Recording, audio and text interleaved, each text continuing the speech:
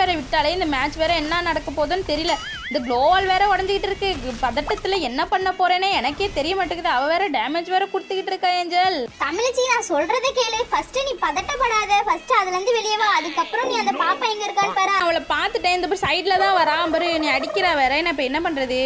இது என் க்ரஷ் எடுத்து அடிச்சு பிடிச்சிட்றேன். பாப்பா இன்னும் கொஞ்சோண்டு வாங்கிக்கோ. ஐயோ கொஞ்சம் தான் ஹெல்த் இருக்கு. Thanks angel. நான் ரொம்ப பதட்டத்தில் தான் இருந்தேன். நீ இருந்தாலும் நீ அந்த பதட்டத்துலேருந்து வெளியே வர வச்சிட்ட. ரொம்ப தேங்க்ஸ் ஏஞ்சல்.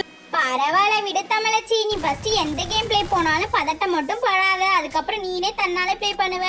எப்படி இருந்தாலும் நம்ம ஹார்ட் பீட் அடிச்சுக்கிட்டு தான் இருக்கும் எந்த கேம் ப்ளே பண்ணாலும். சரி, அந்த பாப்பா வேற எங்க இருக்கான்னு தெரியல. அவளுக்கு சுட்டாவது காமிப்போம். நம்ம இங்கே தான் இருக்கணும். சரி வந்துட்டா. நம்ம சுட்டு காமிச்சதுல அட ஸ்கைலர்லாம் விட்டாப்பா. அட பாவி, இருமா நான் க்ளோவால் போட்டு இங்கிட்ட வந்துடுறேன். எப்படியெல்லாம் அடிக்க வேண்டியது இருக்கு. அட என்ன மாதிரி யாராவது அறிவாளி இருந்தாங்கன்னா கமெண்ட்ல சொல்லிட்டு போங்க. எந்த கண்ணை எடுத்து எவ்வளோ தூரத்துல இருந்தா அடிக்கிறேன்னு பார்த்தீங்களா? என்ன மாதிரி முட்டாள் யார்